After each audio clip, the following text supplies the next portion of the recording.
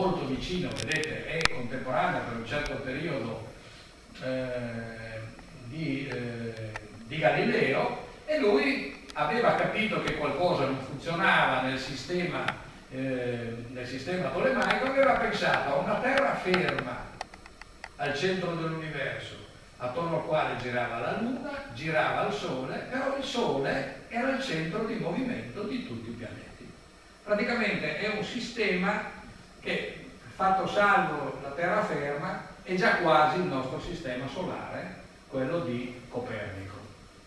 Allora Tycho Brahe muore anzitempo, no, qui la data è senz'altro sbagliata, muore nel 1601, ma l'altra è anteriore, muore perché non voleva mostrarsi maleducato nei confronti del sovrano che l'aveva invitato a cena, e aveva bevuto abbastanza e non si è allontanato, ha voluto rimanere lì, e questo ha portato alla rottura della vescica perché aveva bevuto troppa birra. Sono disgrazie degli astronomi, no? In realtà gli astronomi stanno attenti con la birra. Allora, la fisica di Aristotele, abbiamo detto l'astronomia di Aristotele era praticamente accantonata. Avete capito subito che di Aristotele era rimasto solamente la Terra ferma al centro dell'universo e i moti circolari uniformi. Poi tutto il resto era una costruzione dei loro successori. Allora c'è la fisica di Aristotele è una fisica un po' strana per noi oggi. Cioè, secondo Aristotele, i movimenti dei corpi avviene secondo la loro natura. Ci sono corpi terrestri che tendono a cadere verso terra e corpi celesti che tendono a salire verso il cielo. Allora il fuoco di natura celeste, ecco perché tende ad andare verso l'alto, la pietra di natura terrestre cade verso la terra. Per questo è un po' l'ottica dei movimenti di Aristotele. I corpi si muovono, cadono con una velocità proporzionale al loro peso. Cioè, in pratica, secondo Aristotele, voi prendete un mattone, lo fate cadere così e vi fa sulla mano lo stesso danno che se lo mollate da 20 metri. Capite che è una fisica che non è molto difficile mettere in dubbio. Difatti la fisica di Aristotele era ampiamente stata messa in dubbio. Già Giovanni Filofono, che vive nel VI secolo, la ridicolizza per certi aspetti, solo che Giovanni Filofono è uno che è un po' eretico e allora non ha molto peso nella storia dell'astronomia, perché insomma, è stato un po' accantonato. Contribuiscono molti arabi, da ultimo Buridano, che insegnava all'Università di Parigi, che inaugura in maniera ufficiale quella che è la teoria dell'impeto, perché un'altra tesi di Aristotele era che io, lanciando un sasso, il sasso continuava a muoversi perché l'aria che lui spostava davanti veniva da dietro e lo spingeva. Non so se avete capito questo meccanismo. E la cosa era abbastanza contraddittoria, perché giustamente qualcuno aveva osservato: se io lancio una freccia con la punta, la freccia incontra un piccolo fronte d'aria, una piccola quantità d'aria, e questa piccola quantità d'aria dà la velocità alla freccia. Allora mi conviene lanciare la freccia di traverso, che dovrebbe andare più veloce perché sposta più aria e quindi corre di più. Provare con la freccia e verificare che il sistema di Aristotele non funziona.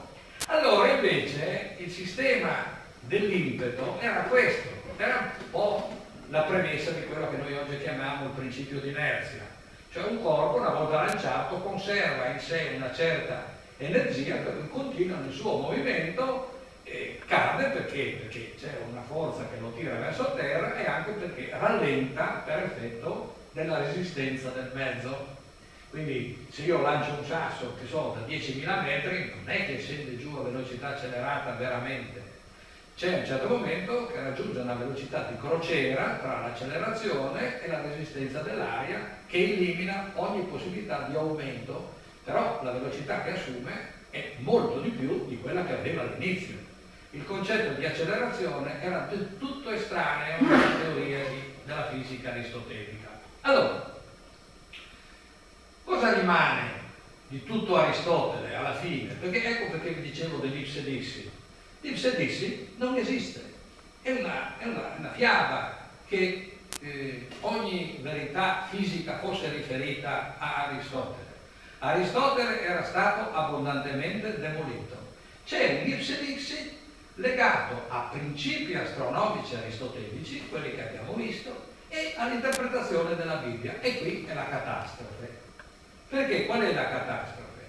Quando si forma il primo cristianesimo, qual è il modello che viene preso dal punto di vista scientifico?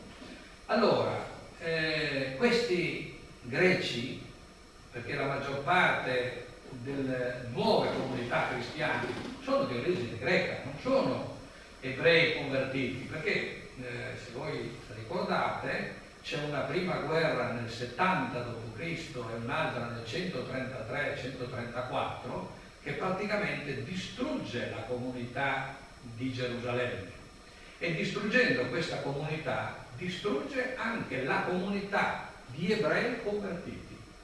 Quindi rimangono solo quelli della periferia, e in maggior parte i nuovi cristiani sono greci.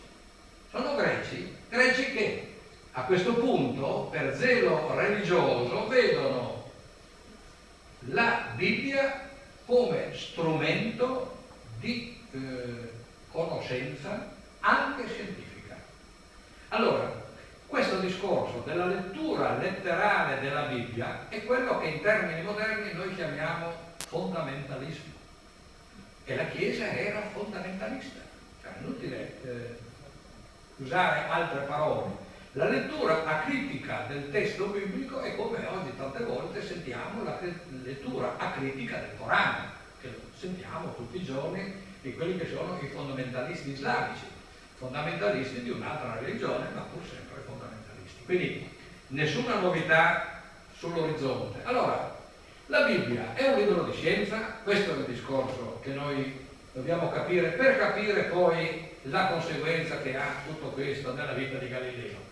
Allora, in ambito cristiano si dà importanza, attenzione, alla descrizione della Bibbia come pagina di scienza. Perché? Perché la Bibbia spiega come è nato il mondo. C'è il libro della Genesi: in principio Dio creò il cielo e la terra, lo fa in 7 giorni, fa le acque di sopra, le acque di sotto, le divide con un cielo. La terra prima era vuota e desolata, poi crea la luce, crea i luminari e tutto il resto. Questa è la storia della creazione.